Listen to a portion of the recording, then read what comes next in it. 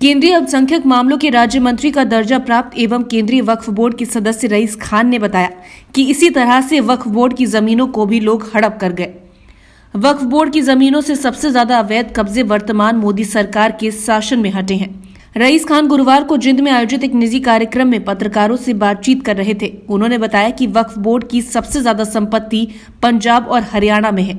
वक्फ board की संपत्तियों से होने वाली आमदनी को विधवा महिलाओं के जीवन यापन और यतीम बच्चों की शिक्षा आदि पर खर्च किया जाता है। प्रयास यह है कि वक्फ बोर्ड की संपत्तियों पर कॉलेज, यूनिवर्सिटी, स्कूल आदि बनाए जाएं।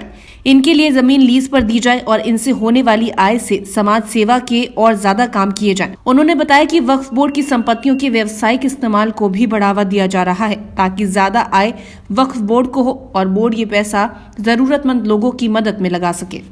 वक्फ बोर्ड की सबसे ज़्यादा प्रॉपर्टी हमारी जो है वो हरियाणा और पंजाब के अंदर है जी। और वैसे तो पूरे हिंदुस्तान में 6,60,000 एकड़ ज़मीन पूरे हिंदुस्तान के अंदर है। 1947 के बाद वक्फ बोर्ड की निगरानी के अंदर ये वक्फ बोर्ड चल रहे हैं, लेकिन कुछ वो हालात ऐसे थे 1947 के बाद कि सही तरह से वक्फ बोर्ड के ऊपर ध्यान दे नहीं सके, जिसके कारण वक्फ बोर्ड की बहुत बड़ी प्रॉपर्टी जो है वो लोगों ने कब्जा कर ली। वक्फ बोर्ड आज भी बहुत बड़ी प्रॉपर्टी का मालिक है और सही ढंग से अगर उस जमीन को यूज किया जाए और सही ढंग तक लोगों के हाथों तक वो जमीन अगर जाए तो वक्फ बोर्ड को उससे करोड़ों रुपए की इनकम होती है। लेकिन कहीं पर ऐसा है कि हमारी ज़मीन जो है वो जो वक्फ बोर्ड की है उसके ऊपर नाजायज़ कब्जे हैं, जिसके लिए वक्फ बोर्ड जो है वो कोर्ट के अंदर है, उन ज़मीनों का आज़ाद कराने की पूरी कोशिश कर रहा है। लेकिन कुछ ज़मीनें ऐसी हैं कि जो हम वक्फ बोर्ड को ये कहते हैं कि आप कुछ लोगों को लीज पर दीजिए ताकि उसमें शॉपिंग मॉल बने, शॉपिंग सेंटर बने, हॉस्पिटल बने,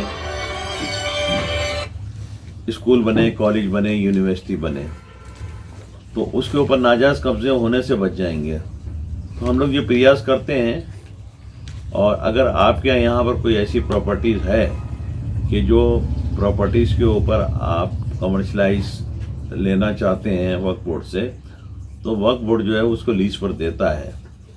तो हम लोग तो उस ज़मीन को खाली छोड़ना नहीं चाहते हैं कि उन पर जो है वो प्रॉपर्टी बने और वक्फ बोर्ड की जो है एक इनकम हो, क्योंकि वक्फ बोर्ड जो है उस इनकम से जो है एजुकेशन के लिए, विधवाओं के लिए और जो बच्चे यतीम होते हैं उनको जो है वो सपोर्ट देने के लिए उस पैसे का इस्तेमाल करता है। वक्फ बोर्ड को जो ज़मीन अलॉट हुई थी ये किस पर्पज़ के लिए हुई थी और वक्फ बोर्ड के सोशल वर्किंग क्या क्या चल रही है? देखिए, सबसे पहले तो मैं आपको ये बता दूं कि वक्फ बोर्ड की प्रॉपर्टी तो अभी भी है जिसके ऊपर वक्फ बोर्ड बना हुआ है, लेकिन शायद आपको मालूम होगा, सबको हमारे बुजुर्ग भाई बैठे होंगे कि जिस तरह से जैसे वक्फ बोर्ड की ज़मीन है इसी तरह से गौचर की ज़मीन पूरे हिंदुस्तान में हुआ करती थी, जो अब नदारत हो चुकी है, ख़त्म हो चुकी है। गौचर की ज़मीनों पर जिस तरह से किसी अंग्रेज़ की दौर में भी हिम्मत नहीं होती थी कि गौचर की ज़मीनों के ऊपर कब्जा कर सकें।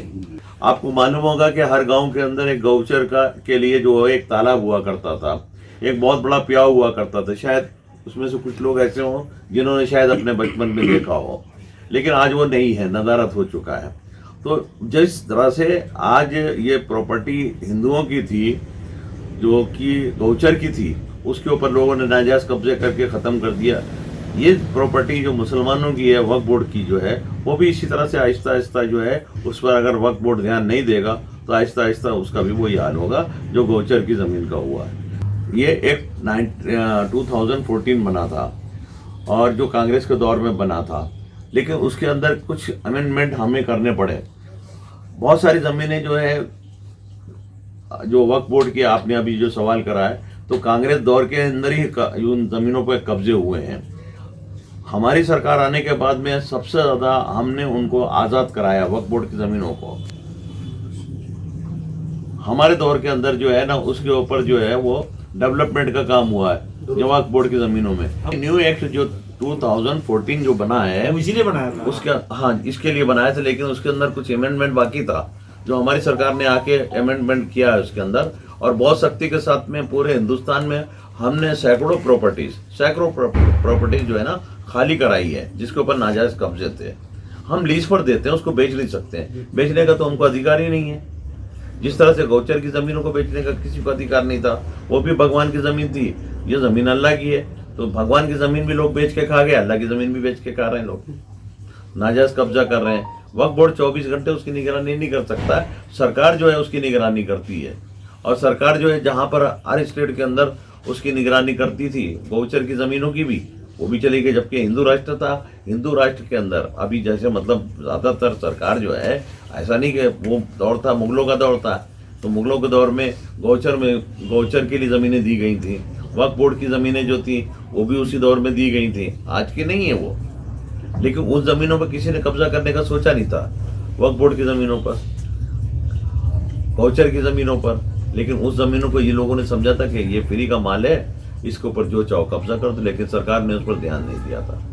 अब सरकार ध्यान दे रही है और बहुत सख्त है इस मामले में।